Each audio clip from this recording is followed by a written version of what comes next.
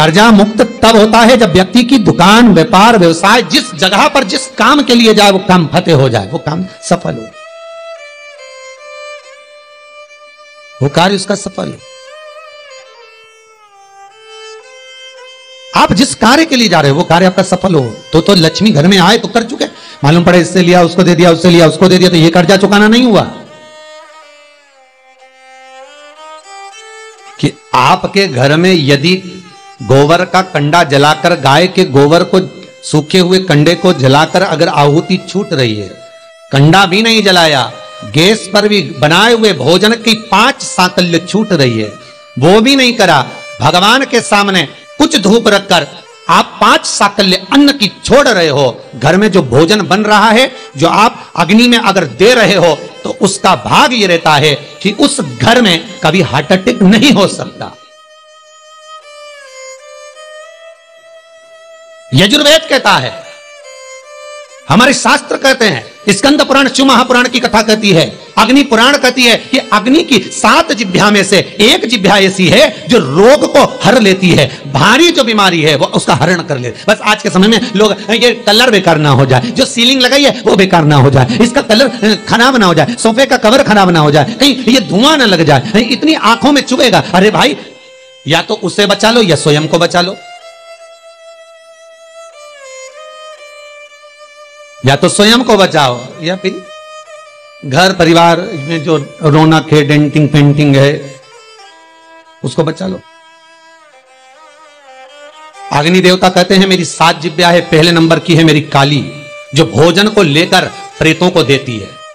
हम जब आहुति छोड़ते हैं यज्ञ में, हमने जो आहुति प्रदान करी वो 7 भाग में बट गई, और उसका फल क्या क्या है ये अग्नि पुराण कह रही है, उसका फल क्या क्या है ये स्कंद पुराण कह रही है, उसका फल क्या क्या है ये शिव महापुराण कह रही है। हमने जब आहुति दी, बस हमने हाथ में लेकर स्वाहा बोला, और बोलते से उस आहुति के 7 भाग हो गए महाराज। भले हमने वो इंद्र को दियो, ओम इंद्राय स्वाहा, ओम प्रजापते स्वाहा, ओम अग्नि स्वाहा, भले हमने एक देवता का नाम लेकर दिया पर उसके 7 टुकड़े हो गए। पहला 7 जिह्वा अलग अलग भाग को अलग अलग जगह पहुंचा रही है। पहले नंबर पर अग्निदेव की जिह्वा का नाम है काली, वो काली जो भोजन देती है वो प्रेतों को देती है हमारा। दूसरे नंबर पर है कराली।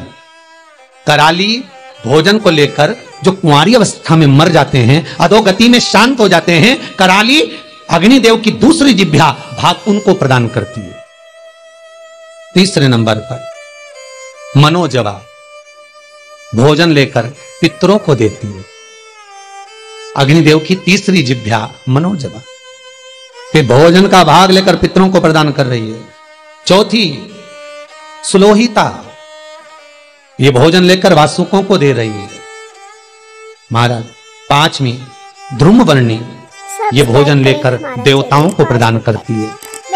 6ठी स्फुलिंगी, ये अग्नि की वो जिह्वा है स्फुलिंगी कि घर के अंदर धूप जो छूटती है, अग्नि जो साकल्य भोजन आदि हम घर के अंदर देते हैं, ये स्फुलिंगी एक जिह्वा अग्नि देवता की ऐसी है जो घर में से रोग को हटा।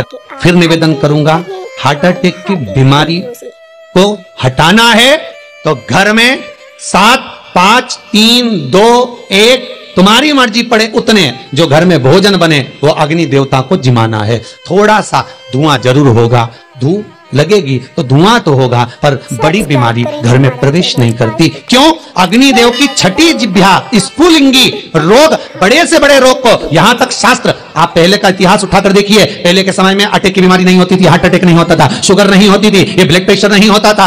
आज के समय में सारी बीमारियां हो गई। क्यों? क्योंकि घर तो बड़ा बन गया, बंगला भी बड़ा बन गया, ऐश्वर्य राम की वस्तुएं भी बहुत हो गई, पर घर में जो प्रतिदिन 5 आहुतियां पूर्व के समय के लोग दिया करते थे, घर में 5 आहुतियां जो चूल्हे में छूटती थी वो आहुतियां बंद हो गई। उसका स्मरण फिर प्रारंभ हो, जगत का फिर कल्याण।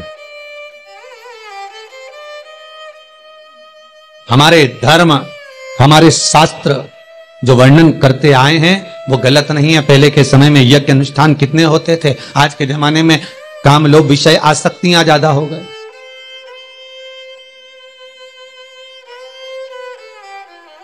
छठे नंबर की अग्नि देवता की जिह्वा का नाम है स्फुलिंगी,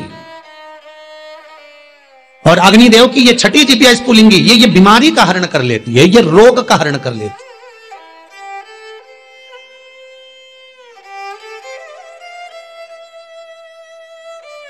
क्यों भैया? वो दिल्ली का हॉस्पिटल जहां पर महामृत्युंजय मंत्र पर रिसर्च चल रहा है, वेंटिलेटर पर पड़े हुए 10 व्यक्ति के घर वालों को बुलाकर कहा गया कि इन 10 का संकल्प छोड़ो महामृत्युंजय पाठ का। उसके पास में जो 10 वेंटिलेटर पर पड़े उनके लिए कोई महामृत्युंजय नहीं। देखा यह जा रहा है कि इन 10 पर महामृत्युंजय के अनुष्ठान का कितना फल मिल रहा है, और जो 10 वेंटिलेटर पर पड़े हैं उसका क्या फल है। वहां के डॉक्टरों जब रिसर्च करते हैं, अखबारों में भी आया, फेसबुक यूट्यूब पर भी डला हुआ है, जब उन्होंने हॉस्पिटल का नाम तक डला हुआ है, जब अखबारों में आया, देखो असर क्या देखने को मिला। जो वेंटिलेटर पर 10 पड़े थे उनके स्वस्थ होने की सीमा कम थी, पर जिनके लिए महामृत्युंजय का अनुष्ठान ब्राह्मण कर रहे थे साकल्य दे देकर, उसका भाग यह था कि धीरे धीरे उनकी अवस्था सुधरती चली। फिर निवेदन करूंगा, अकाल मृत्यु वो मरे जो काम करे चंडाल का, काल उसका क्या बिगाड़े जो भक्त हो महाकाल का। आपकी चित्त वृत्ति में अगर शिव है, आपकी चित्त वृत्ति में अगर शंकर है, आपके मन में अगर शंकर समाया हुआ है, बाल बाग का नहीं हो सकता। अग्नि देवता की 6 नंबर की जिब्या है स्फुलिंगी, जो रोग को, बीमारी को समाप्त कर देती है। यज्ञ अनुष्ठान से, आहुतियों से रोग बीमारी समाप्त होती, समाप्त। 7वें नंबर की अग्निदेव की जिब्या है विश्व रुचि।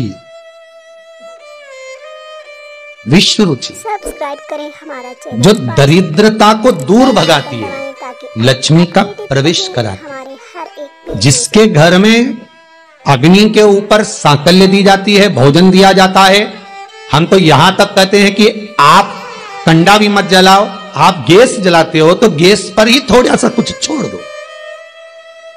अग्नि तो है ना, किसी रूप में भी है तो अग्नि, आप उस पर ही छोड़ो। नियम, यज्ञ करता ब्राह्मण और यज्ञ करवाने वाला यजमान दोनों को ध्यान रखना चाहिए। यजमान जब आहुतियां दे रहा हो, ब्राह्मण स्वाहा बोल रहे हैं, ओम इंद्राय स्वाहा, तो जो आहुतियां दे रहा है, अग्नि पुराण कहती है, स्कंद पुराण कहती है, जो आहुति दे रहा है उसके मुख से स्वाहा शब्द निकलना जरूरी होता है। ब्राह्मण बोले वो अपनी जगह पर है, ब्राह्मण संबोधन करे वो अपनी जगह पर है, पर जो आहुतियां डाल रहा है, जो सांकल्य प्रदान कर रहा है, उसके मुख से स्वाहा निकलना चाहिए। क्यों? क्योंकि ब्राह्मण का कर्म है देवताओं को बुलाना। उसने बोला ओम इंद्राय स्वाहा, इंद्राय सामने भाग लेने के लिए। अब यजमान का मन होना चाहिए खिलाने का, यजमान का मन होना चाहिए देने का। तो यजमान जब स्वाहा बोलेगा तब वो इंद्रदेव उस पदार्थ को ग्रहण करेगा। जिस आहुति में यजमान स्वाहा नहीं बोलता, वो आहुति देवता स्वीकार नहीं करता। इसलिए बीच बीच में यज्ञ करते समय यज्ञ करता ब्राह्मण यजमान से कहते हैं सावधान। सावधान का मतलब है कि मुख से स्वाहा बोलना चालू करो, ऊंगो मती, केवल सांकल्य देकर चुप ना रहिए, स्वाहा संबोधन तुम्हारे मुख से निकलना चाहिए। सब्सक्राइब करें हमारा चैनल, वो स्वाहा का संबोधन आपको सुख का बहन कराए, ताकि आप अपडेटेड रहें हमारे हर प्रदोष काल हो। 7 वृक्ष की पत्तियों को तोड़कर शिव का स्मरण कर कर, पार्थिव शिवलिंग का निर्माण कर कर, उसकी अर्चना कर कर, जल चढ़ाकर, घाट पर, नदी पर, तट पर शिवलिंग का निर्माण कर कर, नदी का ही जल समर्पित कर कर, 7 वृक्ष की पत्तियों को समर्पित कर, घी का द्रव्य दिया लगाकर आराधना कर, प्रदोष काल में ही विसर्जन कर, नमन कर, स्नान कर, पूजन आदि करने के बाद फिर जा व्यापार के लिए। किसी से मांगना नहीं, स्वतः का व्यापार कर। बड़े हमारे हर एक वीडियो से मर उसका चरित्र कहता है महाराज, प्रदोष का पुण्य, प्रदोष का स्मरण, प्रदोष का शिव अर्चना, प्रदोष की करी हुई आराधना, प्रदोष काल में प्रदोष के दिन करा हुआ पार्थिव शिवलिंग का निर्माण, पूजन कर्जे से मुक्त कर सब्सक्राइब करें हमारा चैनल, कर्जा मुक्त कब होगा? बेल आइकन दबाएं ताकि आप दूसरे से कर लेकर होगा क्या? हमारे नहीं, हर एक दूसरे से कर लेकर करा तो फिर कर हो गया, वो तो फिर कर्जा हो गया। श्री शिवाय नमस्तुभ्यं। श्री शिवाय नमस्तुभ्यं। श्री सब्सक्राइब शिवाय करें हमारा चैनल, नमस्तुभ्यं। बेल